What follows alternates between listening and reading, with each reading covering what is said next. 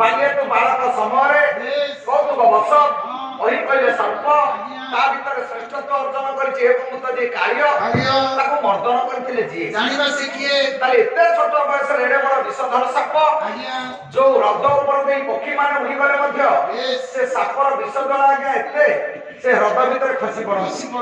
ତାହେଲେ ଯୋଜନ ବ୍ୟାପୀ ଯାହାର ବିଷ ଜ୍ୱାଳା ଏତେ ପ୍ରଖର ତାହେଲେ ସେଇ ସାପକୁ ଏଡେ ବଡ ବିଷଧର ସାପ ଏଡେ ଛୋଟ ବୟସରେ ଏ ଛୁଆ ମର୍ଦ୍ଦନ କଲେ କେମିତି ମର୍ଦ୍ଦନ କଲେ? ଇଏ ଯେତେବେଳେ ଜନ୍ମ ହେଲେ ଭାରତୀୟ ସମ୍ବିଧାନ ଆଇନ ଉପରେ ପଦାଘାତ ଅଙ୍କିତ କରି ପ୍ରଥମେ ବନ୍ଦୀଶାଳାରେ ଖସିଗଲେ।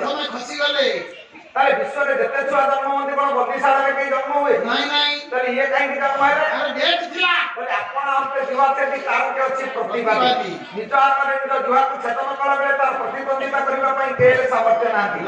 କାହିଁକି କଥା କହୁଛି ନା ଆପଣ ମାନେ ଦେଖନ୍ତୁ ସେଦିନ ଦୁର୍ମିଳ ନନ୍ଦନ କଂସ ଏକଛତ୍ରବାଦ ଶାସକ ଭଉଣୀ ଦେବକୀ ଭିଣୋଇ ବସୁଦେବଙ୍କୁ ରଥରେ ବସେଇ ନଉଛି ଶାଶୁ ଘରେ ଛାଡ଼ି ଦେଇ ଆସିବ। ତାହେଲେ ଆପଣ ଦେଖନ୍ତୁ